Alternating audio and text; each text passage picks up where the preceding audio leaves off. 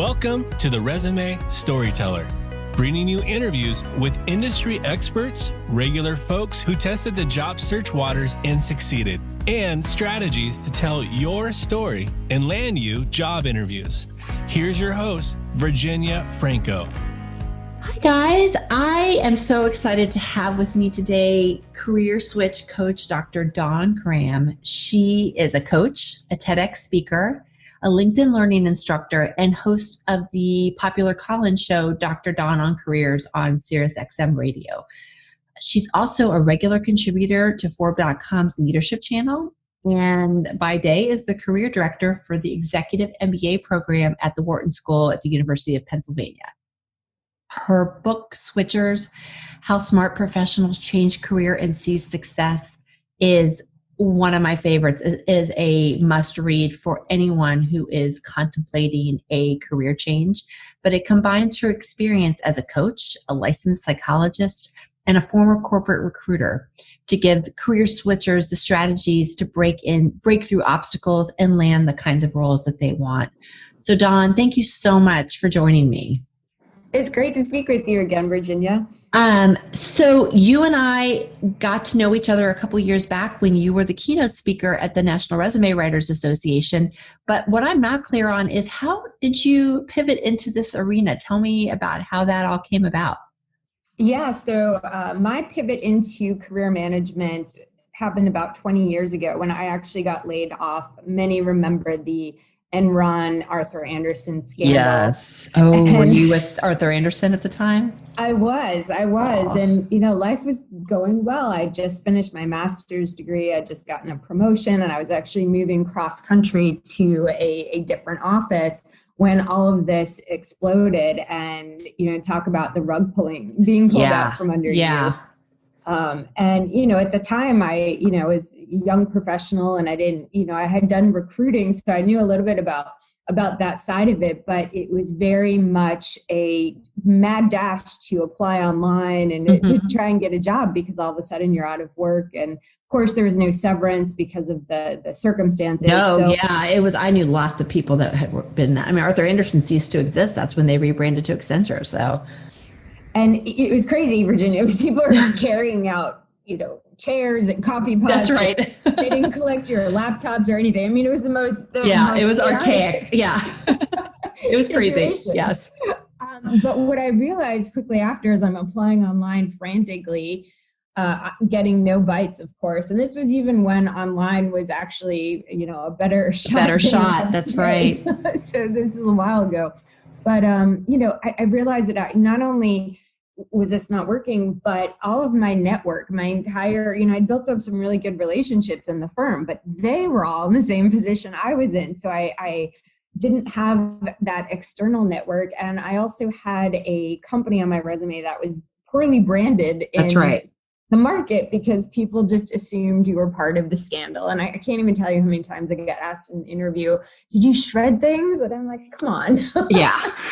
But it really formed my view of what I talk about today in my book Switchers, and what I'll share now, which is that if these situations happen, clearly we're in the middle of a very unique situation right now. And getting laid off or experiencing a merger acquisition, now a pandemic, is something that's par for the course. So if you want to bulletproof your career, then you have to do three things: constantly reinvent yourself and your skills. So stay up to date with what's going on in the market, learn new technology, and always look at what the market is looking for so you can rebrand yourself. And that's the second one, is really to have a visible brand. People need to know what you're an expert at. People need to know what problems you solve. And then the third one, of course, is build a broad and diverse network. Because if you have these three things and you're continuously managing your career, watching these three things, kind of balancing them, I think regardless of what happens in the market, or regardless of what happens in your specific company, you're going to have a great head start on your next position. So that's how I started, and I have spent the last 20 years basically preaching that message, because I was devastated to find myself in that position. And I don't want others to feel like I felt during that time. And so I'm constantly trying to help people get ahead of it. I mean, you're right. There is no better safety net than investing in yourself by growing your network and making sure that there is proof all over the place of that you are who you say you are and you can do what you say you can do. Absolutely Totally agree. So you've been preaching to career changers for many, many years now, and probably even more right now. Tell me about a couple of common challenges that you see facing people that are trying to make a pivot right now.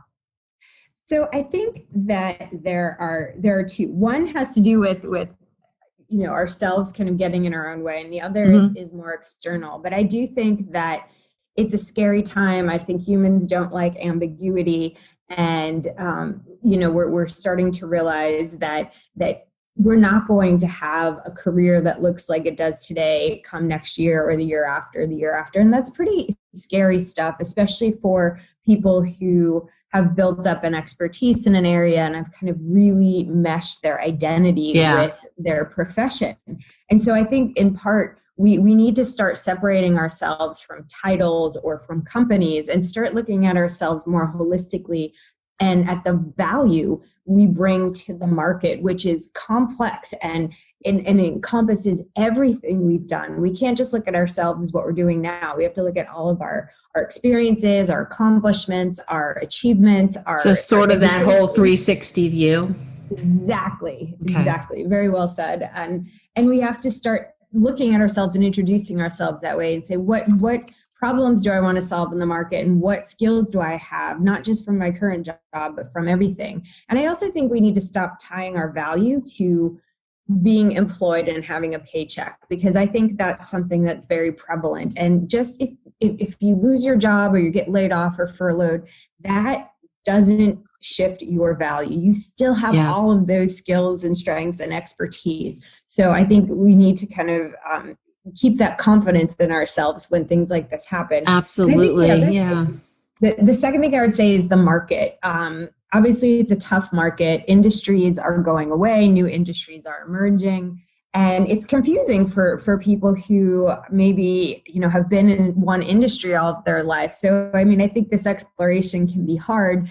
And what we know is a lot of people are going to have to make career pivots and switches because of what's happening in their industries. And unfortunately, the hiring process hasn't caught up to that. While there certainly are more and more people making career changes, a lot of the systems that we use in recruiting, like applicant tracking systems or just, old ways of hiring, look for matches and haven't really gotten to the point where they are looking at transferable skills. And so it is up to the job seeker to rebrand themselves as the solution to a hirer's problem. And that's something that a lot of people don't know how to do. And I know that's one of the hallmarks of your work, Virginia, is helping people put those stories together that relate to the hiring team. Well, and I always remember what you spoke to us about at that conference is that the hiring systems have not caught up. They're looking for matching first, differentiation second. So you've got to show how you're a match before someone will open their mind to considering you for something different if you come from a different background. It's so true. Match first, stand out second. Stand out second, My I love that. Yep. We have to do that. What would you say? So we've talked about the challenges that people are facing. Is there something that you find that your clients are surprised by, especially those people that really haven't had a job search in quite some time and the rug was literally pulled out from under them? What has caught them off guard? Yeah, I think they are surprised at how dismal the results of an online search are. I think a lot of people, and when online came out in late 90s, and it wasn't as saturated as it is today. And so, if that's the last time you were in a job search, or you really don't have any, training in this, which a lot of people don't. No, it's not an intuitive learned skill. Right. You go to what you know, which is applying online, and you believe that all the openings are online when we know that fewer than half are actually online, and you have 100% of the market competing for 30%, 40% of the jobs that are out there and not engaging their network and getting dismal results. And it can be really demoralizing because you think, wow, I have some great skills, I've done some great things, but nobody is calling me. So that, I think, is very frustrating for people who maybe haven't been engaged in a job search. And I do recommend to those individuals, if you haven't been engaged in a job search, join a group online or get a coach or something. And I know it's difficult to invest when you are in a position where you're trying to save money, but Sure. I do believe that if it's been a long time or you're not getting bites, that a coach or some type of training can really help you. And sometimes it's just some small tweaks in your process that can really open new doors. Absolutely. And there are people hosting free webinars and live Q&As on LinkedIn. Mm-hmm. It seems like on a weekly basis right now. So there is lots of free advice that is available to people. And then you can form virtual support groups just from the people that are attending those.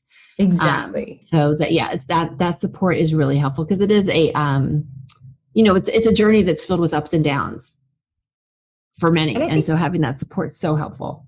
Yeah. And I think we get, a little bit, embarrassed to ask for help because we've been laid off. But I'm here to say I've been laid off twice. And if you're a professional in a working situation for any length of time, it's likely you're going to use the company. Exactly. It's not if, it's when. And to your point, your value should not be tied to having that job or that paycheck. We need to try to get into that mindset. Exactly. No, agree. So tell me, when someone comes to you and they are in the beginning stages of starting to think about making a career move, how do you recommend they get started? So if somebody's starting a new job search, I think one of the most important things to do that a lot of people skip is that self-reflection stage. Yeah.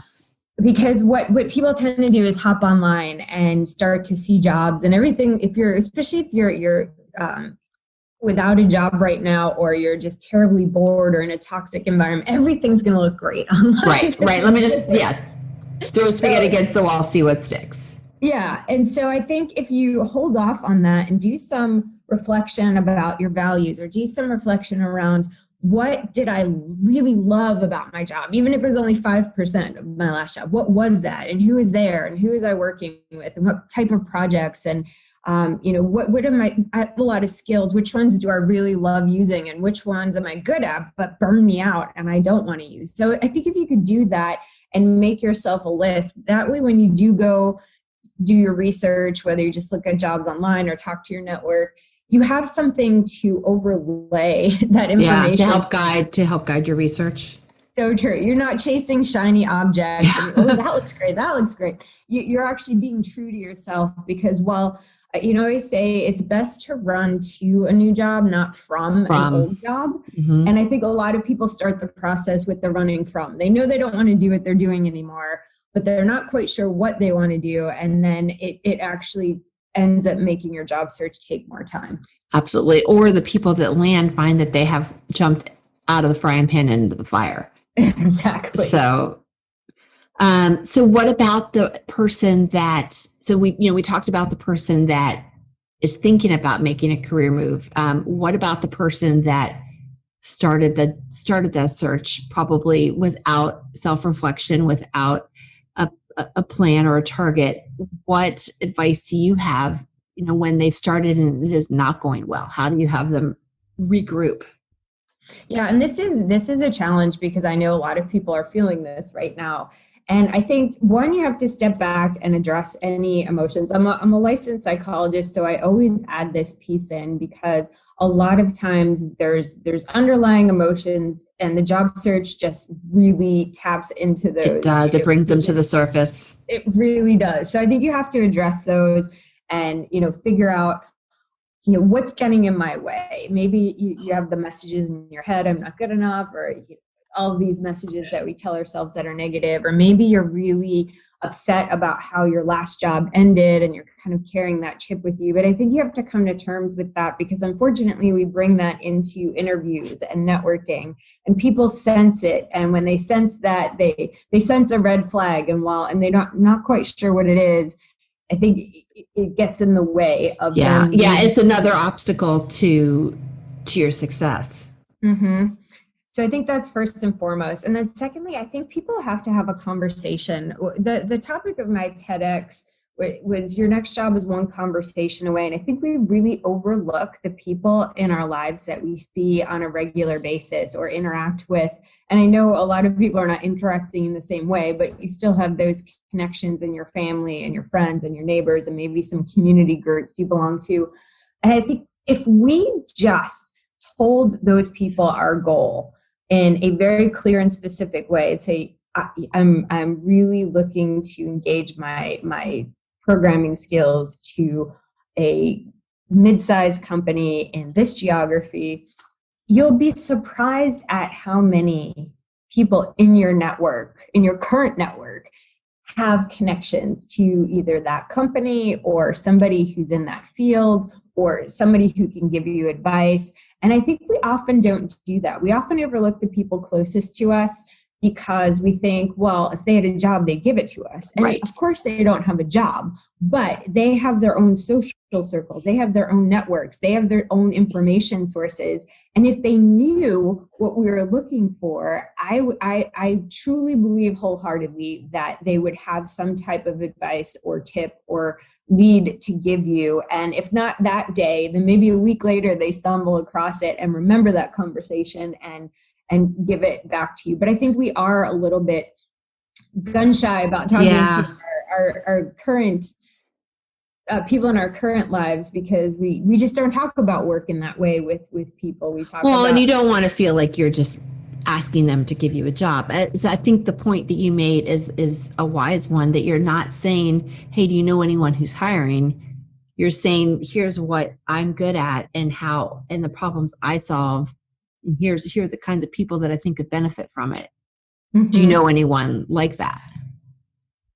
Exactly. Or do you know anyone at this company? It's a company I'm targeting. Or do you know anybody who or used to work there? I mean, I know a lot of people, even from my Arthur Andersen days. A lot of us have kept in touch. Yeah. And so we often know people from past jobs. So even if somebody worked there previously, they probably have some contacts they can give you. And I just don't think we consider those people in our lives who are closest to us, but think about it. They trust you, they want to see you succeed, and they're very willing to help you. So if you just have an open conversation, it's going to be life-changing. I can pretty much guarantee it, because I've done it myself. I've done it, I've talked to people like very close to me, like my brother, who has given me a lead to something. And I'm thinking, I thought we would probably know a lot of the same people, but you just don't know with social media and how connected people are. That's right. Yeah. Our circles overlap, but there's so much where so much of an area where they don't, that is to your advantage. No, I agree. So what about those people that are looking to make a change or a switch, and they can go in a lot of different directions. They have amassed a diverse skill set, and they're like, I think I'd like to do this, or maybe I'd like to do that, or maybe I'd like to do this. How do you recommend that they go after all those opportunities, or select, what are your thoughts on that? So my thoughts on that are pretty kind of, they're strict. I'll just say, some people always call this out in my book, but I think you have to have a very clear plan A. I think you have to have a very clear target.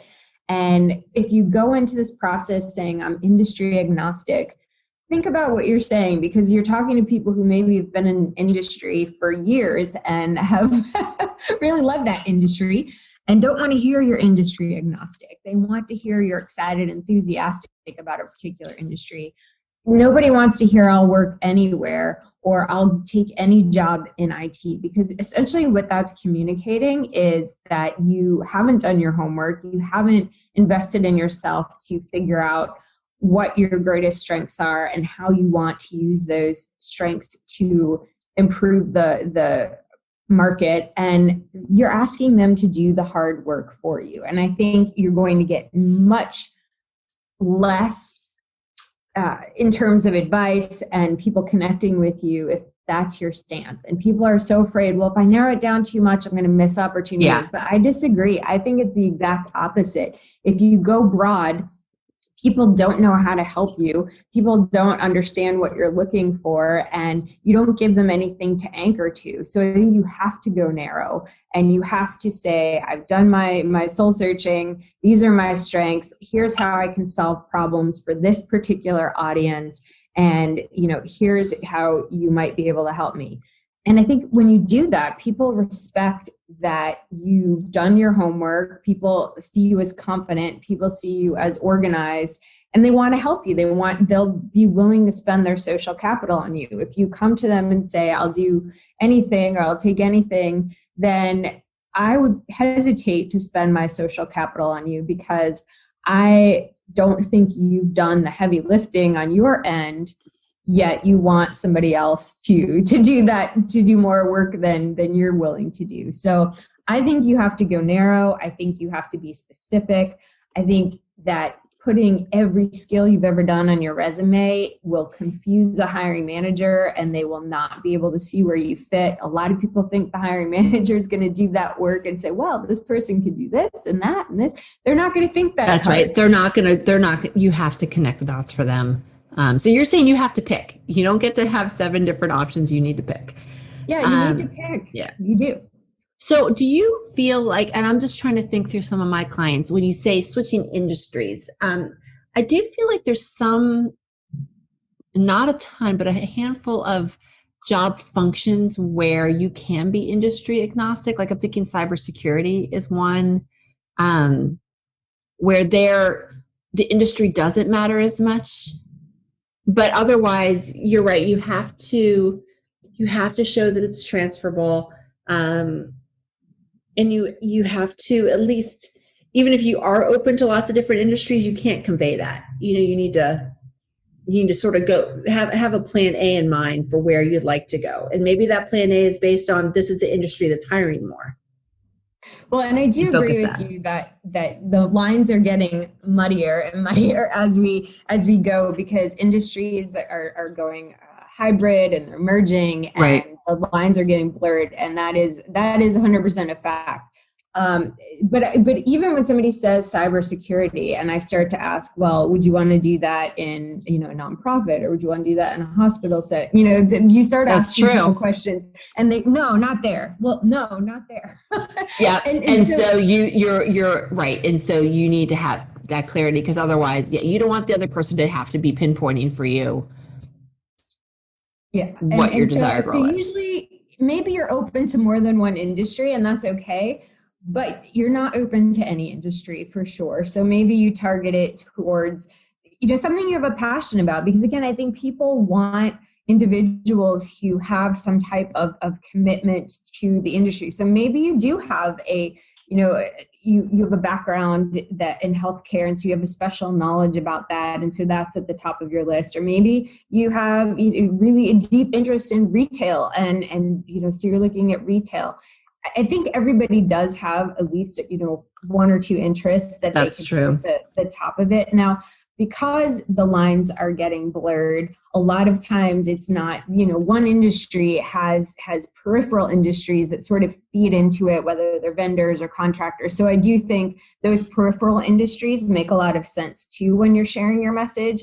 But I think when you start to go, I will work at a 10-person startup. Yeah, or Fortune 500, right, yeah. Very different. Even that's a very in the good point. World, you're right. Different. No, that's a really good point. I agree. Yeah.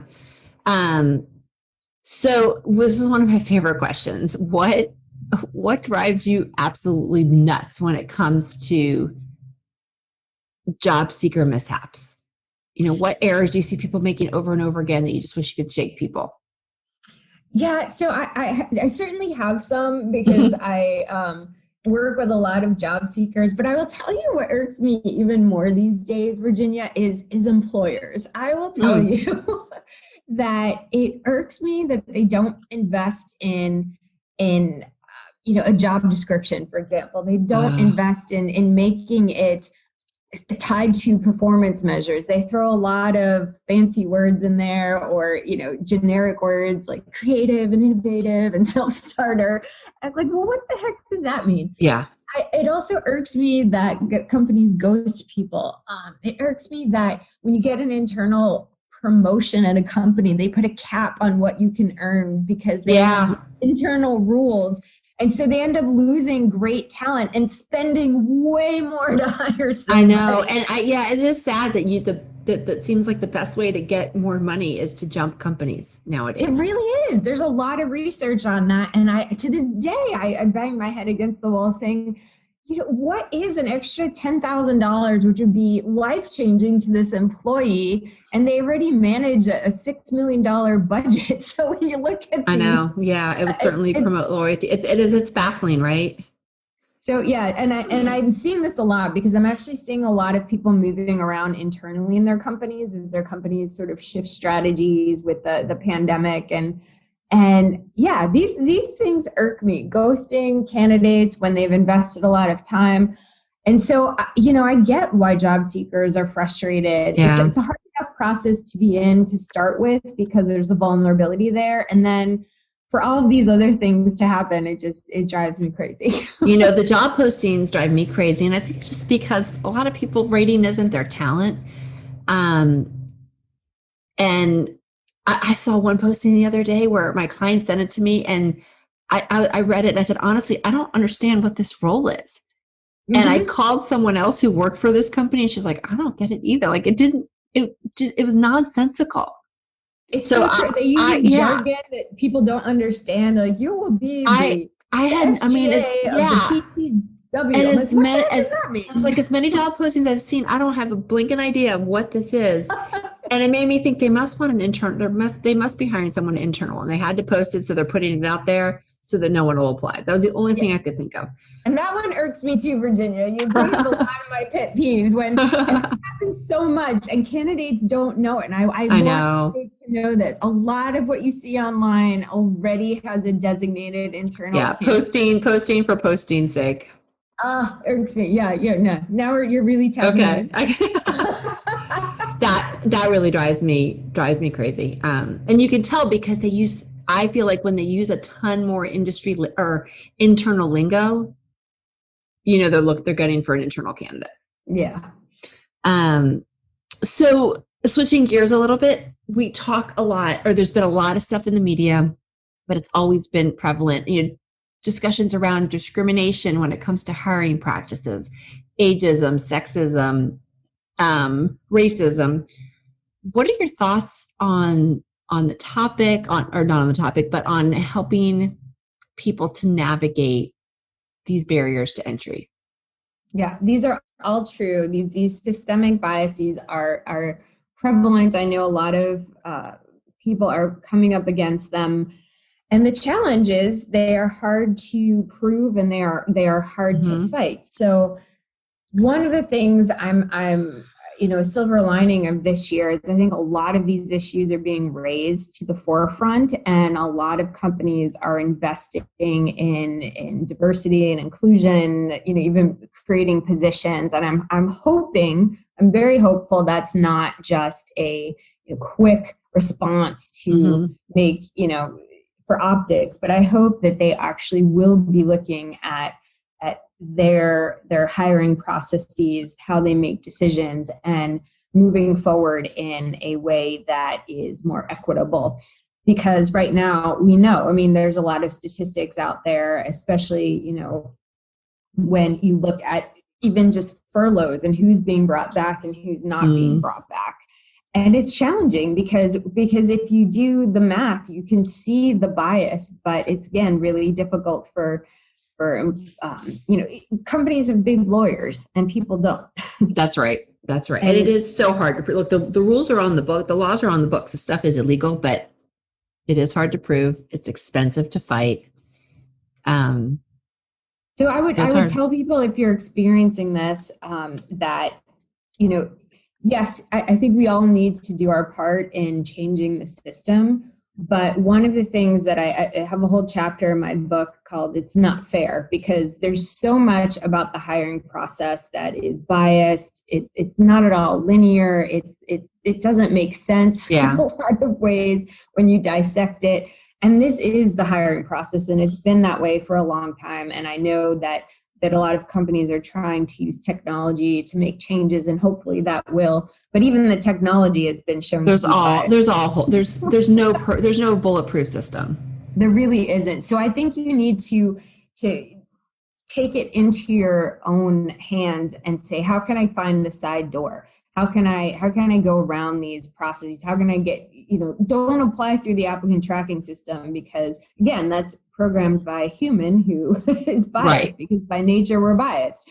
So, use your network. That's one of the greatest things you can do is get a referral, get a trusted referral, skip the online, or at least minimize it, and start to connect with companies who are hiring, the companies that are booming right now, because a lot of jobs don't get posted. They get filled before they get posted. So go that route. I tell people, if you're struggling, think about a boomerang career, which is going back to a company you've worked for previously, where you have knowledge and maybe even still connections. And, maybe a specific program or technology that they use that would be really helpful right now, even if you just did it for a short time. So I think you have to really think about what everybody else is doing and do the opposite. That's really good advice. You're right, and because applying online, as we've seen, doesn't work, and it certainly should not be the first point of entry. I've never thought of a boomerang career. Do you think it's a popular thing, and I think a lot of people don't think about it because you think, I've already worked there, but that's a great reason why they would want to hire you, because the people, the systems, how to get things done there. Do you feel like if people were to have a shot at applying online, do you feel like having a past experience with that company helps you? Does it give you a leg up from an ATS perspective, or not necessarily? Well, I think it depends on how you left that company. That's true. Yeah. So there's that, but which is why I say never burn your bridges, because you never know. And but I do think if you've worked for a company, then you probably still know people. That's true. In that company, and I would say even if you're applying online, find somebody in that company. It doesn't even have to be in the same department or even the same office. Just, see if you have somebody, if not your first level contacts and your second level contacts, who can shepherd your resume. Even just saying, hey, my friend applied to this position, can get your resume, taken out of the ATS. Out of the pile onto a desk. I will tell you, when I was a recruiter, anytime somebody in the company, it didn't matter who they were or if I even knew them, you said, a friend of mine applied, I think it's worth looking at, I would look at them. Really? That's interesting. Yeah, I would definitely look at them, because there's a lot of good research on referrals and their success in the company. So, well, yeah, it gives you a comfort level. People, it really does. People want someone to vouch for them. Absolutely. So what would you, if you had to boil it down, what are sort of one or two tools that a career switcher absolutely cannot be without in today's day and age? And you probably actually now in hindsight addressed that at the very beginning. What are tools that they absolutely need to embark on a career journey? So I would say a tool that absolutely you have to have is LinkedIn, and you have to have a presence. And I know there's a lot of back and forth around social media and privacy, but LinkedIn, in my opinion, if you are a working professional and you do not have a current LinkedIn profile and you are not active, meaning that you don't just slap up a profile. It's not just a static profile, yeah. Then you're missing a big opportunity, because what we know is passive hiring is growing, and passive hiring means recruiters doing LinkedIn searches and finding people and reaching out to them. So again, you're missing an opportunity perhaps that you didn't even know was there because you're not online, or your profile is very historical and it's not at all aspirational, or you didn't complete it, or you only have 65 contacts. Right. So that's an easy thing to do. And I think, look at other people's profiles who are doing the jobs you want. Get some information from what you're seeing online from other people, because I think that is, and LinkedIn, like you said, they have a lot of free courses and things like that too on how to create a great profile. So I think that to me is number one. Your point about searches, look, people don't care if you're seeking or not. They want the best candidate, not the best job seeker. Mm-hmm. So having a good profile just makes you open for opportunities that you might not have even known existed. That's right. So that's tool number 2.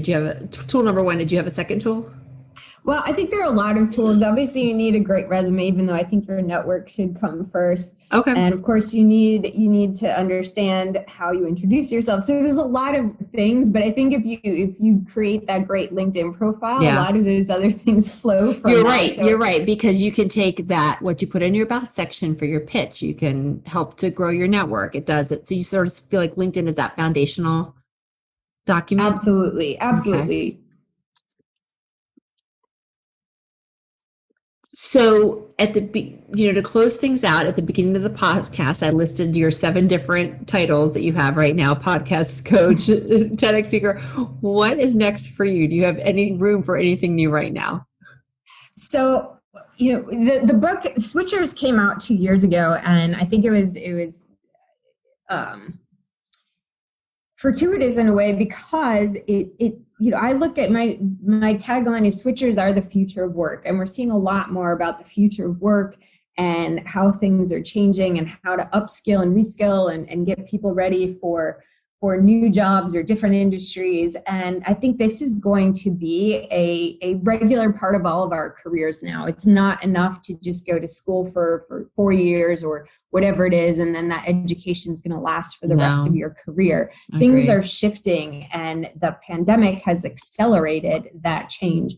So we are going to see a lot more people become switchers. And in fact, I think everybody's going to be a switcher at some point. So I'm doing a lot of writing, and we're going to have a special on the SiriusXM radio show around switchers or the future of work, and a lot of people talking about how big companies are incorporating now education. You've probably seen Google is creating new certificates, and Amazon has an internal, IBM has an internal. They're trying to teach people these skills that they need, and of course, there's a lot of universities who are creating competency-based learning and that's what I'm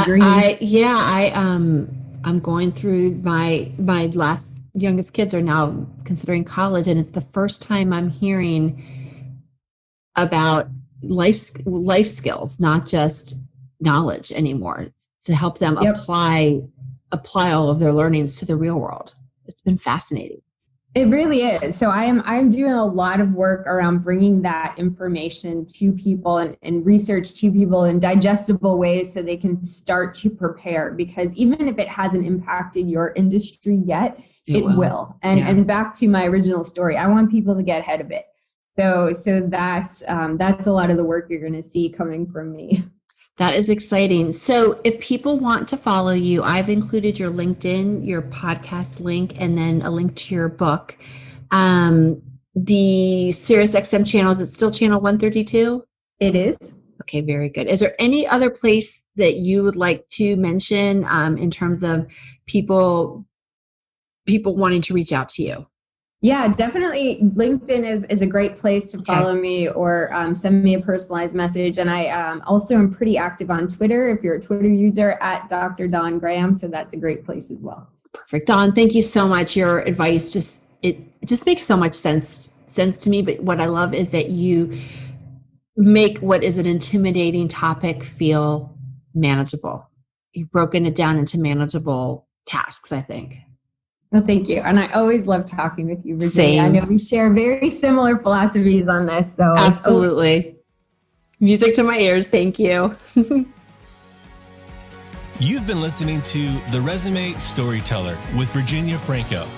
To learn more about storytelling strategies to catch the eye of today's online skim hiring and decision makers, please visit www.virginiafrancoresumes.com.